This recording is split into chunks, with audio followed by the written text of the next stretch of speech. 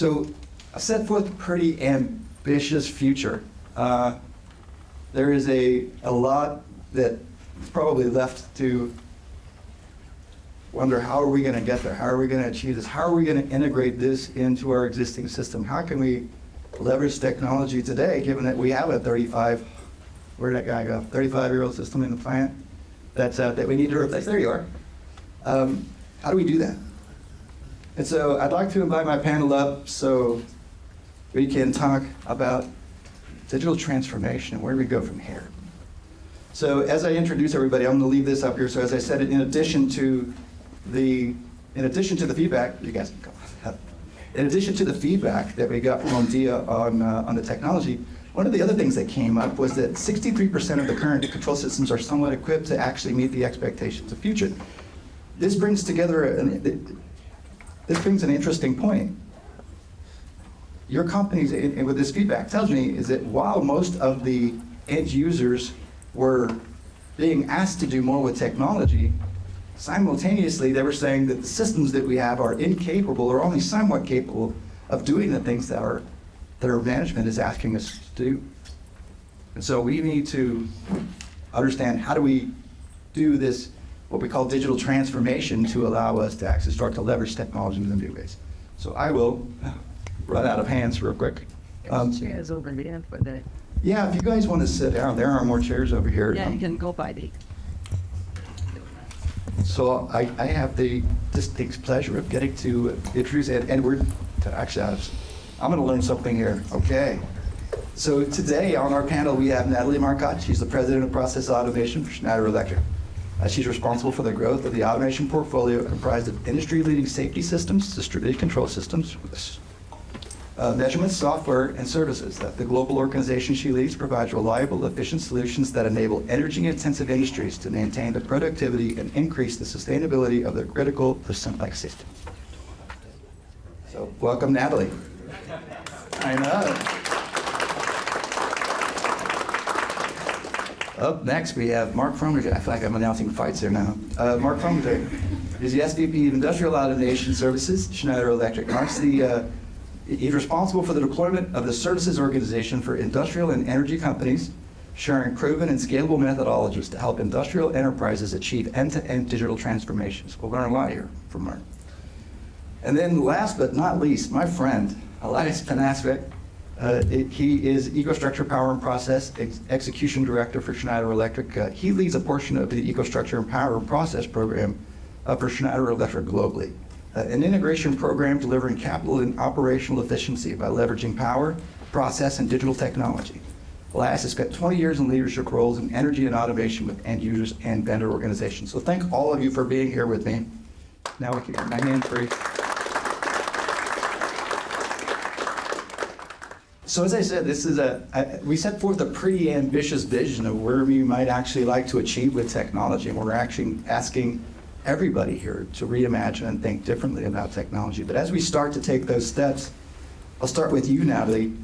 Obviously, a lot of this is going to involve people. There's going to be a huge aspect of not only the people in this room, but people in their organizations.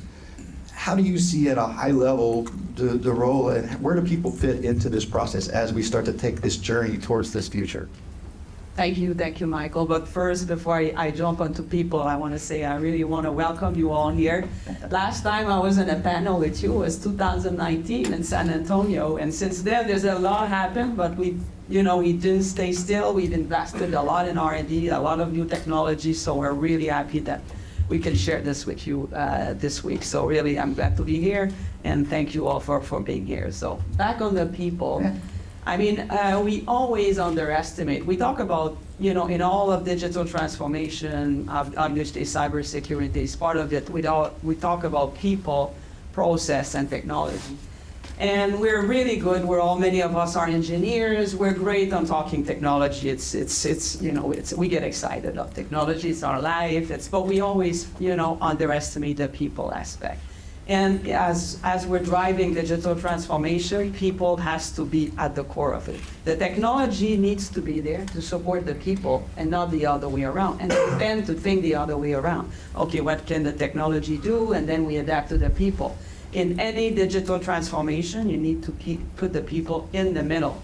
And we're seeing it in many cases. There's still a lot of study coming out, more specifically in some cases in cybersecurity. If you don't address the people, you're still going to be under attack. So it's something you have to put in the middle of it.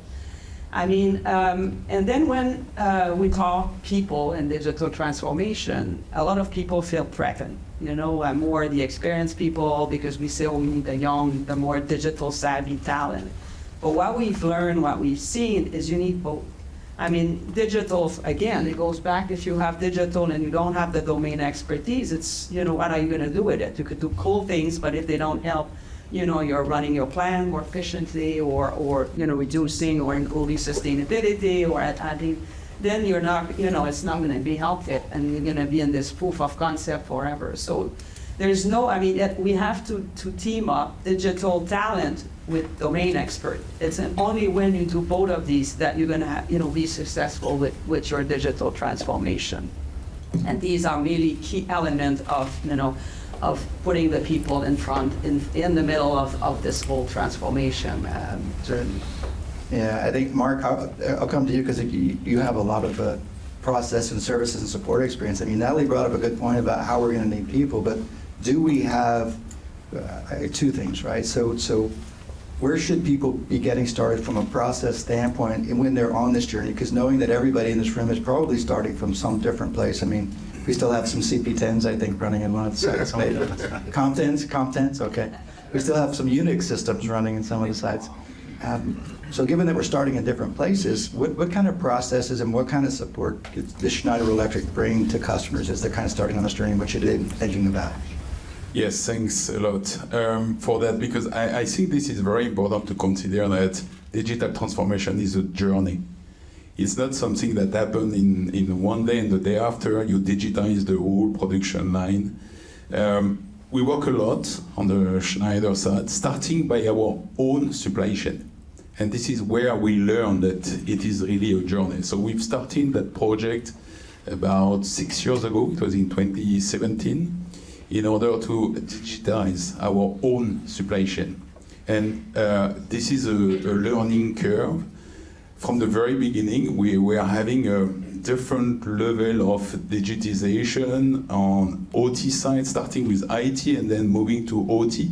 And the link between IT and OT is always a challenge. Always a challenge because the organization from IT is always conservative, not, that link with OT. So this is the first step, so to know where we want to go. So following that experience with our own supply chain, we operate about 200 sites in the world. We learn a lot. And we come up with a kind of process in order to start. Everybody talk about digital transformation, but then we want it to be a bit more concrete, make sure that we address the whole digital opportunity we have in the OT side. So we come up with a process with different steps, about 5 steps. The first step is a consulting one, where thanks to the consulting, we define the roadmap. Where do you want to go? What is the ROI guidance? This is one of the most important points. What is the ROI guidance for a customer? We can implement a lot of systems, but if that does not generate the value, then that doesn't make sense. So where we want to go? What is the level of digitization? What is the expectation in terms of OEE, so that operational efficiency? What is the target in terms of division, the number of sites you want to cover, the site where it makes sense, the site where it doesn't make sense to install that digital transformation offer or solution? Then, as soon as you know where you want to go, we need to know where you stand as a customer. What is the situation? What is your data model? How you get access to that data? And where do you stand in terms of OT infrastructure, IT infrastructure? So that's very important to define all the prerequisites in order to know where to go. So as soon as you know where you stand, where you want to go, then the next step is the use cases definition. So then we deep dive on the process with the customer to identify the pain point, of course, and to come up with use cases that will generate the expected additional productivity or energy efficiency reduction. Then next step is the implementation. We integrate, as soon as we define the use cases, we integrate the different use cases we define with the customer. And this one is the journey, because usually it's a multi-site, sometimes multi-country operation. So we have to organize with the customer that integration done phase by phase, usually. And then to come up with the different solution installed in the site. And I think Nathalie will talk about that later on, but people are very important because, as she said, this is not the technology for the people, but this is the people for technology, so this is really the other way around. So change management, that's a very important step. Make sure that we have the adoption about the different tool we implement. And the very last step is services, of course, how to maintain the solution we implement, the solution we integrate in the site, and how we maximize the revenue, the ROI, based on the system you implement at site. So we define here 5 different steps to go through that digital transformation journey, and we will come up later on with a concrete example, how it works for the customer, and how do you operate the system, and how do you involve the people in that journey. Great, thanks, Marc. And we'll get around, but I'll just get back to Nathalie's observation, because I think it's great. And this actually goes to you, Elias, because a lot of technical people in here, we can't forget about technology. So, Elias, bring us home. What role does technology play in this digital transformation, this digital journey that we're on today as we kind of go towards this future that I kind of described earlier? Yeah, absolutely. And I think the point that keeps coming up, and certainly a theme for this event, is what is the end goal? What are we actually trying to accomplish, right? Not just adding technology for technology's sake, as Nathalie mentioned, but really what are those goals from a business perspective, and for really how people are doing their jobs to service that. So we started this program that I'm proud to be a part of, EcoStruxure Power and Process. Started in 2018 with some lighthouse meetings with some customers, some of which are here, so thank you. But was really driven around, okay, Schneider, you've built this tremendous toolkit of software, of hardware technologies, the expertise in sustainability and energy management.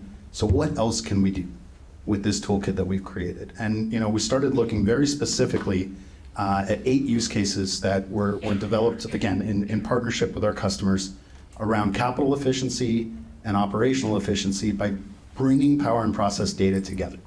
So whether we're looking on the design side and integrating the overall design packages together in simulation packages to understand the interactions between process and electrification. And then when we get into the actual operating systems, which again we'll talk about this afternoon, how we can link electrical data into the process control network to give the insights, again, that the people require. Rather than looking at these systems as totally isolated as, well, electrical is over there and process is over here, but where those interactions really start to matter in terms of looking at sequence of events tracking, if there's a disruption in process. We have also seen a tremendous push. If I reflect on probably the last 10 customer meetings that I've personally been a part of, every single one has been driven by either decarbonization of an existing process, electrifying a process, carbon capture, and so on, or decarbonization of supply chain.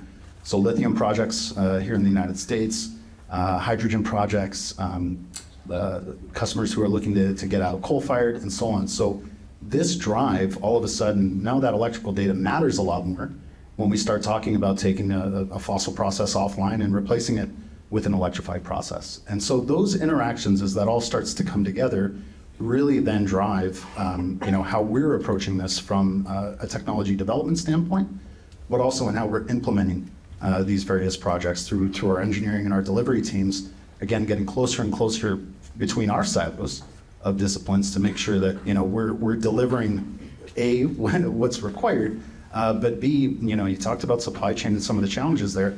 So making sure that, none of the Schneider scope is going to cause a critical path issue as we're in the implementation and in the project delivery side. Kind of the last piece that I'll touch on, Michael, is I talked a little bit about simulation. The impact of supply chain has been very interesting in that space. And what I mean by that is where, we have customers that are looking at their long lead equipment, right? Transformers, vessels, and so on. But maybe their suppliers can't supply what's really required in time. So equipment's getting oversized, undersized, and then the ripple effect that really has on how much electricity do I need? What does my single line now look like? What does my P&ID look like? So again, getting earlier and earlier into that process and bringing those teams together, getting rid of those silos through the implementation of this type of technology is what really becomes key. Oh yeah, and I know there's a lot of people that I've actually talked to where electrification or sustainability, there's a lot of other initiatives going on right now. I know from the process side, specifically on that right now, we're having to extend, we talk about reimagining automation, but the idea of extending now the boundaries of what we think of traditionally as a distributed control system to include what will be a very important raw material in the future, which is electricity. And how do we actually manage that like any other vessel or any other material we might bring into our plant? So that's an interesting point, and I hadn't really quite thought about that.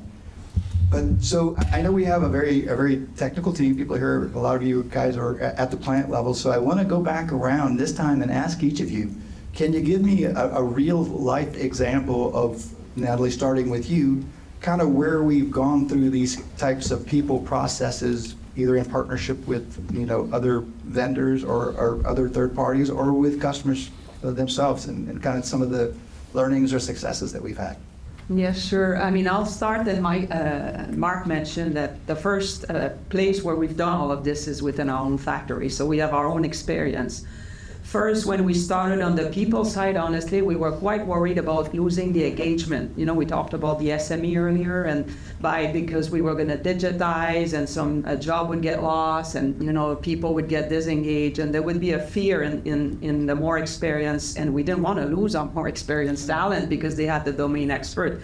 The big lessons learned is because we engaged them early in our process and they were participating in the whole deployment. I mentioned having a digital champion and an SME.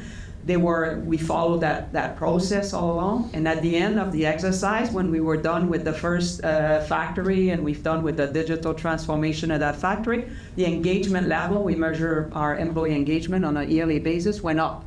So that was for us a big surprise that really, when you do this right, it's a positive outcome for the employees. So that was really, and then the other piece on the people side, which was a learning for me, early on, because we did this, as Marc mentioned a while back, we invited a lot of our clients to come and visit our factories to see, okay, this is how we've done digital transformation. And in one of the customer factories, we manufacture electrical equipment. It's quite different than many of you, which are more in the process industry. So our CEO had set up a meeting at our factory with a really senior executive from one of your company here, but energy and chemical. So I was hosting that client, an EVP, managing like multiple refineries around the world. I'm like, okay, it's going to see our factories. We're manufacturing electrical equipment here. I mean, what is in common in digital transformation? The whole time, I need to say, we talked about people.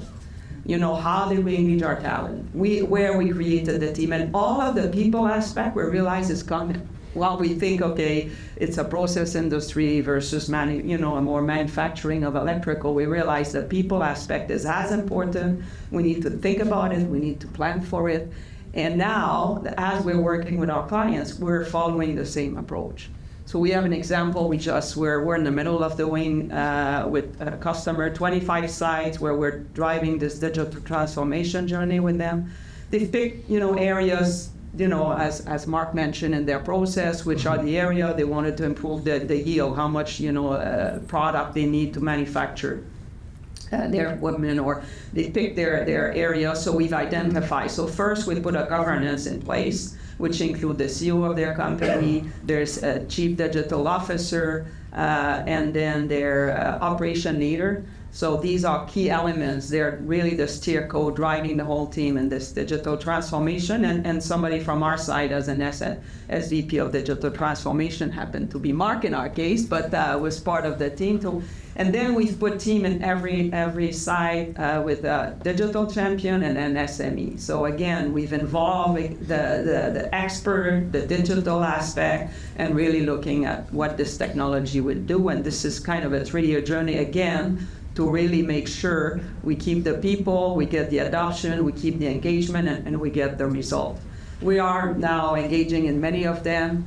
And the first also aspect, and there's another cases where we're engaging now with an oil and gas customer, and we're talking about putting a change manager in the process. So really putting somebody that will do the manage the change aspect. So in all project, change management, people in the middle, SME and digital champion, these are all key elements that you have to put in place. And this is again across, I would say, if you're in plastic recycling and oil and gas and power gen, it's a human being. They all have the same concern, all the same view on technology. So it's really the people is coming across, and we have to keep them in the middle. Well, thanks, Nat. So Marc, anything to add to that or another example you might share? Yeah, I think we can mention the company that Nathalie referred to because we have an official authorization first, and second, we communicate with this company in the media officially. So this is Nexans. This is a cable production company based, the headquarters is in France, but operating 25 sites all over the world. And we've started that journey with the CEO and with that governance that Nathalie talked about. In terms of concretely what we did with them, following that governance and so on, was to address 4 practices. So among the process I was describing at the very beginning, we addressed the 4 practices. Operational efficiency, first one. So operational efficiency, this is how to make sure that you track the downtime and you increase the operational efficiency. Second is the asset management. How do you maximize the asset utilization? Third is energy efficiency and sustainability. That's a very important point. Obviously, we talked a lot about net zero, so that's part of the discussion, because when you improve the efficiency, you reduce your carbon footprint. And the last one, this is a prerequisite. This is cybersecurity. This is a prerequisite because if you install more digital, you need to secure your network, especially your OT network. That is usually the last thing we secure when we operate one site.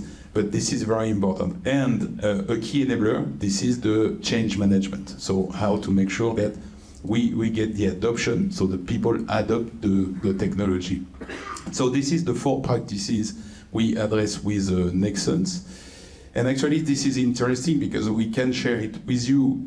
This customer is an hybrid one. When I say hybrid, portion of the production line is pure process, and portion is pure manufacturing. So in the same site, they have the 2 kind of production. And this is very interesting because for us, we had to deep dive on the different process. So 2 or 3 concrete use cases we finally implemented. So among the 25 sites they operate, there is 50% that are exactly the same kind of production everywhere in the world, and the rest is diverse production depending on which market and which segment they address. So we had that challenge to define replicable use cases in at least about 15 sites, and the rest was more use case, but case by case or application by application. So we defined 10 use cases to generate the productivity and going through the different practices I was talking about. Among those 10, about 8 were mandatory, so from the management, each site had to implement the 8 use cases in order to generate the productivity. So just to mention 3 of them. So one was the overconsumption tracking. So based on the rubber, on the cable production line, they were having a bit concern about the overconsumption. And thanks to our tool, tracking the data, making sure that we understand what is the consumption, what is supposed to be the consumption, and a modelization of where we stand there, where they need to go. And thanks to one tool called Teamwork, we had the opportunity to track that overconsumption. The ROI was about 30 months, and the ROI guidance was 36 months. So over 36 months, no way, no investment. Under 36 months, that was the criteria to make the investment. The second one was, it's more common, lean management efficiency. So thanks to an MES, Manufacturing Executing System, we implemented in order to track the downtime. And thanks to that, we improved the OEE, operational efficiency, equipment efficiency, by about plus 10% with an ROI at less than 25 months. So those concrete examples to let you know that when we deep dive, we work with the customer, with the expert domain, with our expert domain on digital, we can identify the use cases and then propose a replicable use cases that are obviously in terms of ROI very, very interesting. And Mark brings up a good point, and I'd like to kind of ask you guys to raise hand.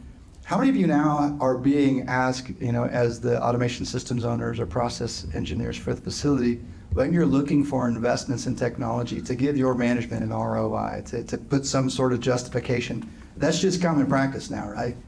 I mean, it's not unusual to be asked to do something like that. I'll ask you, Mark, just to add on to that. Is that something that we support customers if they're trying to, is through this digital transformation, to build that ROI, to tell that story to their management? Yeah, definitely. ROI is the main criteria. Doesn't make sense to install a screen everywhere to get access to the information if you're not clear about the outcome. What do you generate? It's not like an American sport bar where there is screen everywhere. Doesn't make sense. Okay, for digital transformation, that makes sense for the American sport bar. Don't get me wrong. But for the digital transformation, we need to get access to the smart data. We don't need to get access to the old data. That's not the most efficient. The most efficient is really to focus on the efficiency and the ROI. So the very first criteria we define with the customer in that digital the transformation journey, this is the return on investment. Great.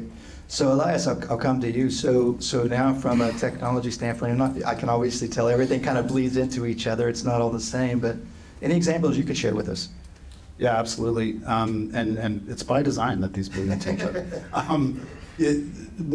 I'll give you a concrete use case, but first with a bit of a generalization. One thing that we are consistently seeing again and again, because speaking to the ROI type part of the discussion is also an articulation of what is the overall carbon impact from a new facility standpoint, or an ROI to decarbonize, right? So obviously the cost is very important. The implementation is very important, but for our customers to then articulate this back in terms of certain measurements that maybe weren't being done or were being inferred and generally calculated, but not necessarily concrete in terms of being able to bring this forward. So the example, the more concrete example around this, we started working with one of our customers who, they're an oil and gas organization. They have quite a few refineries, some pipelines, and some upstream. They also own around 5 power generation plants and a few microgrids. But their power business was never really a business. It was really more, hey, we're building a facility, so let's build a cogen because there isn't enough grid power available. Or they were working to electrify some of their pipeline assets. Okay, let's put some microgrids in to run this. Where they then started really looking in terms of their future plans and where they were looking to A, invest, but B, create some profitable income streams. They set a price of carbon internally within the company. Now they operate primarily in a country that has a carbon tax, but they put a lot of effort into being able to really articulate, okay, 1 ton of carbon costs our organization X. And from there, then started looking at their overall value chain in terms of, when a hydrocarbon leaves that gas well or that oil well, all the way to, they own some retail too, so all the way to the pump. And, following that down. And then also layering into that, okay, well, is there an economic upside for us to actually flow less through those networks and through those systems when we buy on the open market, but now we generate an income stream selling power? And being able to do all this in near or real time, because obviously cost of power fluctuates, there's demands, there's lots of impact into all of this. So, where they really then got down to was, one, taking away that organizational silo that they had power just kind of as an extension of operations, building out a business unit against this, and again doing true value chain optimization by looking at all of that, all those process parameters, their business planning, because obviously they have contracts to meet, and then what the current upside from a market standpoint looks like to market that power. This has also given them a very long lead in terms of articulating their carbon strategy. So this is something they've gone out to the market with as part of a story, and they're using this. I talked a little bit about the capital side. They're using this as part of the modeling when they're looking at new facilities as well. And so it's innovative and it's interesting. And one of the bigger points of this is, yes, technology that we're able to supply along with services enabled this. But this was really about utilizing the vast majority of the investments that are already being made. It wasn't about ripping automation systems out or shutting down facilities and things like that, but really taking a different view organizationally at all of these assets, again, how they interact, and then what market dynamics have changed that created some new upside for it. Well, it sounds like there's a lot of opportunity for digital transformation. Just kind of back to you all. How many of you actually have digital transformation or modernization type of programs going on at your facilities now? Yeah. Or at least investigating that, because I think that's one of the big asks we kind of mentioned, that as we change our perspective on what digital transformation is, the expectation that we have from an ROI, how do we get investments back and the return on investment back that we expect when we spend or partner with companies like Schneider Electric? And I'll add, and I'll ask each of you for a closing comment, but I'll add that as we start to think about technology and how we use it in partner, I want to make sure that we extend that to the new part of our company, Aviva. You're all familiar with Aviva software, how we integrate that into digital transformation, looking at everything from the very beginning of the process all the way to the end. And so I would, in light of the examples that we have and what we've been talking about, getting back to how does this fit even into reimagining automation, and it's extending beyond what you normally think of how you relate to Schneider Electric, how you relate to the Foxboro system, and how we can partner together to help untap some of the value that may be still in your processes. With that, let me go back around. Any final comments from each of you? Nathalie, we'll start with you. Yeah, sure. I mean, we talked about digital transformation, and you mentioned ROI, and I think you mentioned sustainability. One of our learning as well is one leads to the other. For us, we started to digitize all our factories, and then we move on to say, okay, how now we can reduce their scope 1 and 2. And one, even by the World Economic Forum, our factory got recognized right away, and we became the most sustainable company because we've kind of tied digital transformation and becomes the foundational element to decarbonize, measuring all the data, being able to, and then all of these, some of the use case, and there'll be specifics for sustainability. So, if in some of your company, I visited many customers in the past year, and a lot of the feedback is sustainability becomes at the forefront of the requirement that we need to decarbonize the process and then move on, and even the new project. I think digitization and the process we're following and on the digital transformation, applies because you have to identify your requirements. So we're working more and more with clients around sustainability, digital transformation as a pair. So it's key. And as you mentioned reimagine automation, I joke around, I've been in the industry, I stopped counting after 25 years, so I've been in the industry a long time ago. And the relationship we've been having with our, end user has changed and evolved. You mentioned reimagine, now we're doing co-innovation, we have so many projects, where we're doing these digital transformation journey, and in some cases we realize this is a new use case.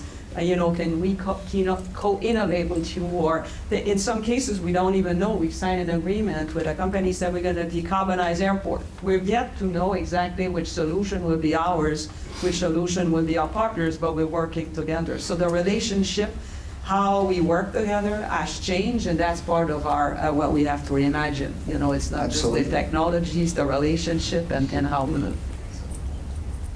Marc, how about you? Some final comments? Anything you want to add?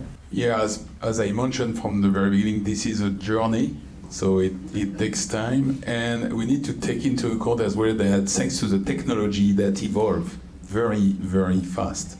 And so something that we cannot tackle today, this is something that will be able to provide a solution tomorrow and very quickly. And we have an addition that I mentioned now, this is the AI, the artificial intelligence, that allow us to go even further with a different solution we can implement and to generate additional productivity. So again, this is the industry 4.0 or 4.0. This is definitely the digital transformation. The 5.0, this is when you include that artificial intelligence dimension. And then again, this is all about efficiency. And this is the digital which is in the service of sustainability. Absolutely. Elias, anything to me? Yeah, just final thought. I mean, when we think about efficiency, sustainability, these different vectors coming together, the companies that are taking advantage of this, that are fast movers as far as being agile and thinking differently, you can tell by their performance. They're the companies who are winning. Though this is the right thing to do from a planet perspective and from a people perspective, when we think about the sustainment of an organization and will we be in business in 20 years, for companies to really challenge themselves and ask that question. And that's where we're seeing a lot of this innovation coming from, as well as a bit of a different attitude about just trying different things. Because again, you may start with one specific KPI, but then opening your mind up that actually there's an adjacent opportunity that's even more interesting, right? But rather than just kind of staying on a railroad. Well, thank you all. I think I'll add something. As we kind of go throughout the rest of the day and throughout the next couple of days, you're going to hear me say reimagine automation probably more times than you want to, but quite honestly, that's who I am. That's what I believe, and so you're going to hear me say it. I want to challenge everybody, especially as we start thinking about digital transformation, and as we start thinking about, well, that's something for the future, because there's this tendency to put off something because it looks like a huge investment. I will say, because of what we've been doing as Schneider Electric with the introduction of EcoStruxure Automation Expert, with the introduction of a software-centric soft DPAC that can run on pretty much any device, we have the capability to start experiencing the future today. So I don't want any of you to go to any of these sessions or hear any of these conversations and think that would be nice, but turn that around. That would be nice. How? Right? How do we start to incorporate some of these things into our processes, into our operations? It doesn't have to be expensive, and it doesn't have to be a huge transformation. As everybody's mentioned, this is a journey, and we can start by taking that journey with a single step. And by taking that step in a software-centric way, we reduce the investment that we need to take in the beginning. We can experience a lot of value if we start thinking about how we can incorporate these things like artificial intelligence, machine learning, data consolidation, all of these things that we've been talking about from an Industry 4.0 and now Industry 5.0 perspective, we can experience today on the systems you had in your plants today.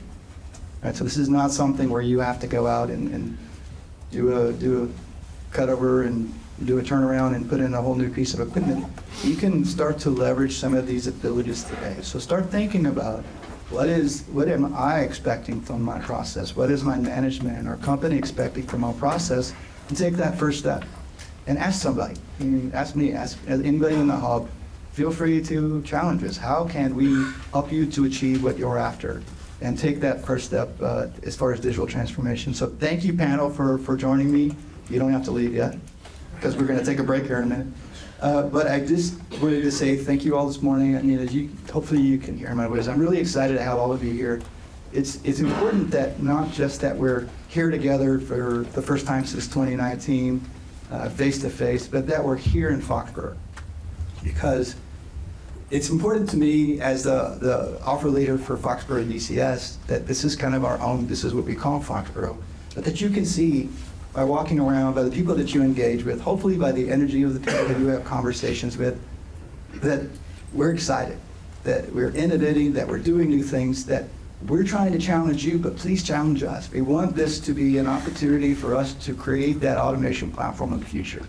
And it's the automation platform because we're blurring the lines between PLCs and DCS. It's really what will it take for your companies to achieve that next step in improvements, whether that's efficiencies, whether that's the impact they're having on the environment, whether that's some energy management type of objective that they're after.